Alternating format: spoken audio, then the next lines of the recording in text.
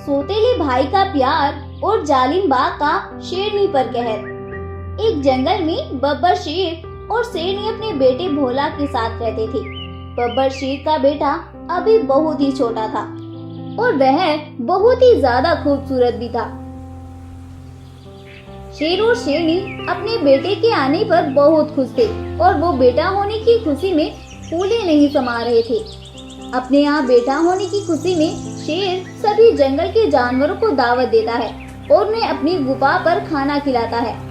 सभी जंगल के जानवर भोला को देखकर बहुत खुश होते हैं। उन्हीं जानवरों में जंगल का जालिम बाघ भी शामिल होता है और जैसे ही वह भोला को देखता है उसके तो होश ही उड़ जाते हैं और वह अपने मन ही मन में सोचने लगता है, अरे वाह, ये शेर और शेरनी का बेटा भोला तो बहुत ही खूबसूरत दिखता है। इसको तो मैं अपना गुलाम बनाऊंगा, लेकिन कैसे? इसके लिए मुझे कोई प्लान सोचना होगा।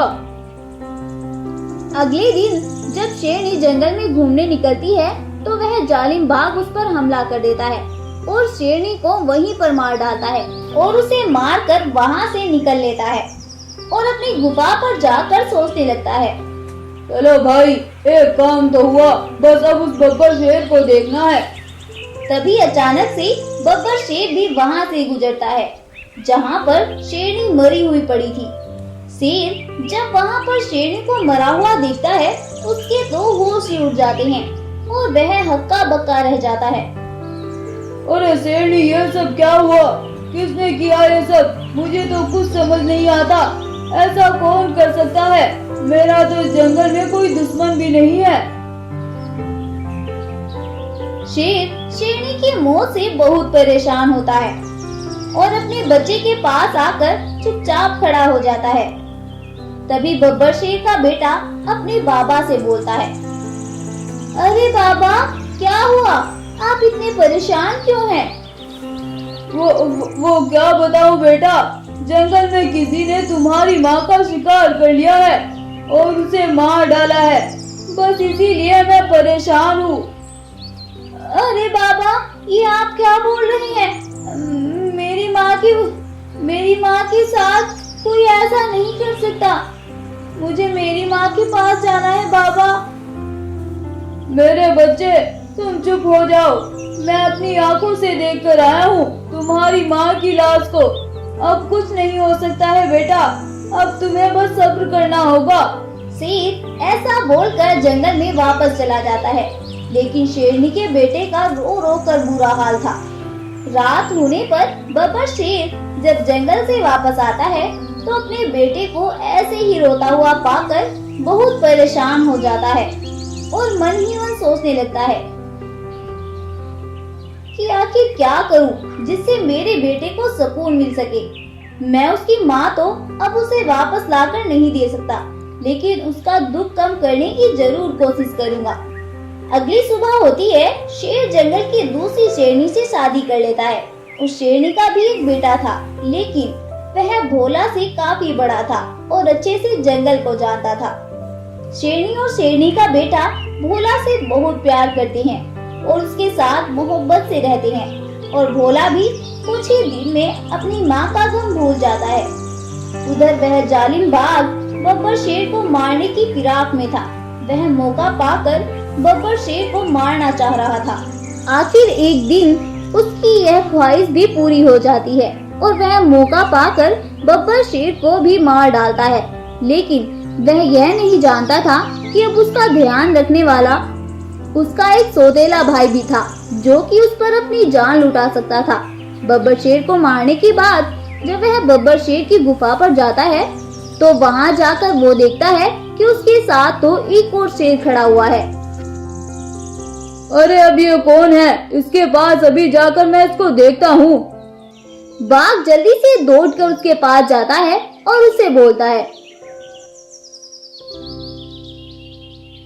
अरे भोला बेटा, तुम यहाँ चलो जल्दी से मेरे साथ, तुम्हारे बाबा जंगल में तुम्हारा इंतजार कर रहे हैं। तभी शेरनी का बेटा बाघ से बोलता है, अरे तुम कौन हो और भोला को कहाँ लेकर जाना चाहते हो? अरे मैंने बताया ना, भोला के बाबा ने उसे जंगल में बुलाया है। लेकिन वो तो भोला को कभी भी जंगल में नहीं लेकर जाते हैं। आप जाइए, मैं इसे अपने आप जंगल में लेकर चला जाऊंगा। अरे तुम क्यों इतनी बड़बड़ कर रहे हो? तुम यहाँ से जाओ, ये मेरे और भोला के बीच का मसला है और हम खुद ही इस मसले को सॉल्व कर लेंगे। अच्छा, मैं कौन हूँ? मैं इसका बड़ा भाई हूँ। अच्छा ये बात है, तो तुम्हें भी अब मुझे वहीं पहुँचाना होगा जहाँ मैंने शेरनी और बब्बर शेर को पहुँचाया है। क्या क्या मतलब, ये क्या बोल रहे हो तुम? हाँ, मैं सही बोल रहा हूँ। मैंने बब्बर शेर और उसकी माँ को मार डाला है क्योंकि मुझे भोला बहुत पसंद है और अब जो कोई भी मेरे रास्ते में आएगा मैं उसे भी खत्म कर दूंगा। अच्छा ये बात है, पहले मैं तुम्हें ही खत्म करता हूँ, फिर बात करते हैं। शेरनी का बेटा ऐसा बोलकर तुरंत ही उस पर हमला कर देता है और उस जालिम बाघ को उठने का भी मौका नहीं देता और उसे वहीं पर मार डालता है। भोला ये सब देखकर बहुत परेशान हो जाता है और वह रोने लगता है। तभी शेरनी का बेटा भोला से बोलता है, भोला मेरे भाई, तुम क्यों रो रहे हो? क्या हुआ, हमारे बाबा नहीं रहे? मैं तो हूँ ना तुम्हारे साथ, तुम्हारा बड़ा भाई। अब तुम्हें किसी से भी डरने की कोई जरूरत नहीं है क्योंकि अब मैं तुम्हारे साथ हूँ। कुछ देर बाद शेरनी भी जंगल से वापस आ जाती है और वह दोनों भाई शेरनी को पूरी बात बताते हैं। ये सब सुनकर शेरनी को बहुत गुस्सा आता है, लेकिन अब तो उस जालिम बाघ का चैप्टर ही क्लोज हो गया था, इसीलिए वह बहुत खुश होती है और उसके बाद से वो सभी मिलजुल कर जंगल में रहने लगते हैं। जादुई गोल्डन शेरों का जंगल में आतंक, जादुई दरवाजा और लाल शेर जानवर बचाओ। जीतवन नाम के एक जंगल में बहुत से जानवर खुशी खुशी रहते थे। सभी जानवर अपने जंगल में बहुत खुश थे और उन सभी का जीवन उस जंगल में खुशी खुशी बीत रहा था। उनके जंगल का राजा एक बड़ा ही विशाल गोरिल्ला था जो कि अपने जंगल के जानवरों की रक्षा करता था। गोरिल्ला जंगल के जानवरों को कभी भी परेशान नहीं करता था। इसी तरह सभी का जीवन अच्छे से कट रहा था। एक दिन जाने कहां से उनके जंगल में दो गोल्डन शेर आ जाते हैं और वो जंगल में आते ही एक दूसरे से बोलते हैं, अरे भीमा भाई, ये जंगल तो बहुत ही खूबसूरत है। लगता है कि इस जंगल में बहुत से जानवर हैं। हाँ भाई, कह तो तुम सही रहे हो, लेकिन कहीं हम किसी मुसीबत में ना आन पड़े। अरे कुछ नहीं होता, भला शेर से भी ज्यादा कोई ताकतवर होता है। शेर जंगल में सबसे ज्यादा ताकतवर होता है। चलो हम चलते हैं। ऐसा बोलकर वो दोनों शेर जंगल में आगे बढ़ते हैं और जंगल में अपना आतंक मचाने लगते हैं और जो भी जानवर उन्हें मिलता है वो उसी का शिकार कर लेते हैं। इसी तरह से कुछ दिन बीतते हैं और उन दोनों जालिम शेरों का आतंक उस जंगल में बढ़ता ही जाता है। एक दिन एक गाय भागती हुई अपने राजा गोरिल्ले के पास आती है और गोरिल्ले को उन दोनों शेरों के बारे में बताती है।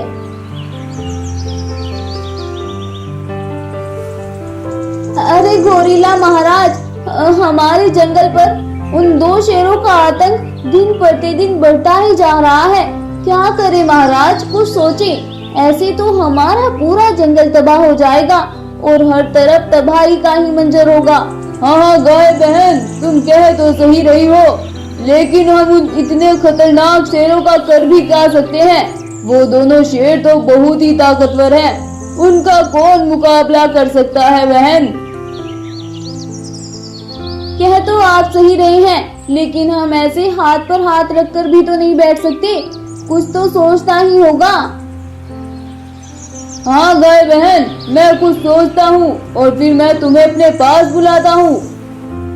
ऐसा सुनकर गाय वहाँ से चली जाती है और जंगल का राजा गोरिल्ला उन खूंखार शेरों के बारे में सोचने लगता है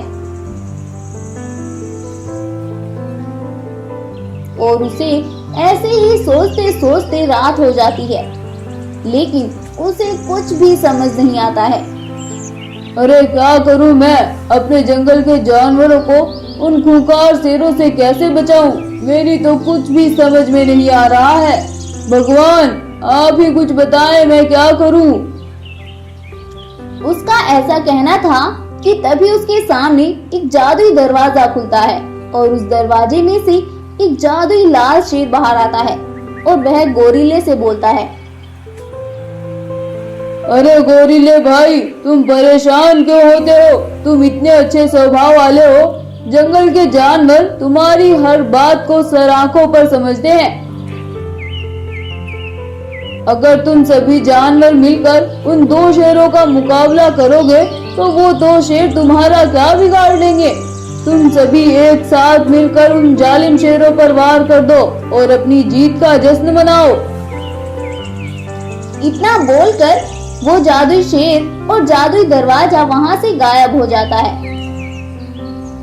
और गोरिल्ला भी समझ जाता है कि कैसे उनका मुकाबला करना है। अगली सुबह होती है तो गोरिल्ला सभी जानवरों को अपनी गुफा के बाहर इकट्ठा करता है और उनसे बोलता है। सुनो जंगल वासियों, मेरे दिमाग में एक प्लान है उन जालिमों से लड़ने का, लेकिन इसके लिए तुम सभी को मेरा साथ देना होगा, तभी हम उन शेरों का मुकाबला कर सकते हैं। महाराज हम सभी तैयार हैं, आप हमें बताइए कि हमें क्या करना है। अच्छा ठीक है, तो मेरी बात गौर से सुनो। हम सभी जंगल वासियों को मिलकर उन जालिमों को मारना होगा। हम एक एक करके उन्हें नहीं मार सकते हैं, इसीलिए हमें से एक झुंड को एक साथ उन पर हमला करना होगा, तभी हम उन्हें मार सकते हैं। ठीक है महाराज, आप हमें बताइए कि कब चलना है। इतना बोलकर वो जंगलवासी प्लानिंग करते हैं और उस प्लानिंग के तहत अगली सुबह अपनी अपनी जगह पर जाकर छिप जाते हैं और एक गाय को बीच में खड़ा कर देते हैं, जिससे कि वो शेर उसका शिकार करने उनकी तरफ आए।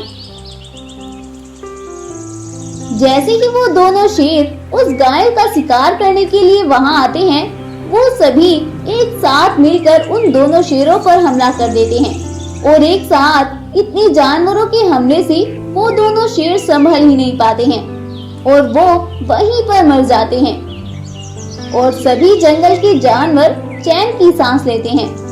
इस तरह से सभी जानवरों की सूझबूझ और उस जादुई शेर के बताए गए रास्ते को अपनाकर सभी जंगलवासी अपने मकसद में कामयाब हो जाते हैं और वो सभी फिर से मिलजुल कर खुशी खुशी उस जंगल में रहने लगते हैं। इस कहानी से हमें शिक्षा मिलती है कि एकता में ही बल है। अगर हम मिलजुल कर कोई कार्य करते हैं तो हमें उस काम में सफलता जरूर मिलती है, फिर चाहे वो कितना भी कठिन रास्ता क्यों ना हो, हम उसे पार कर ही जाते हैं। स्टोरी पसंद आई हो तो इस वीडियो को लाइक, शेयर एंड सब्सक्राइब जरूर करें और ऐसी ही और अमेजिंग और इंटरेस्टिंग वीडियोस के लिए हमारे चैनल को फॉलो करें। Thank you.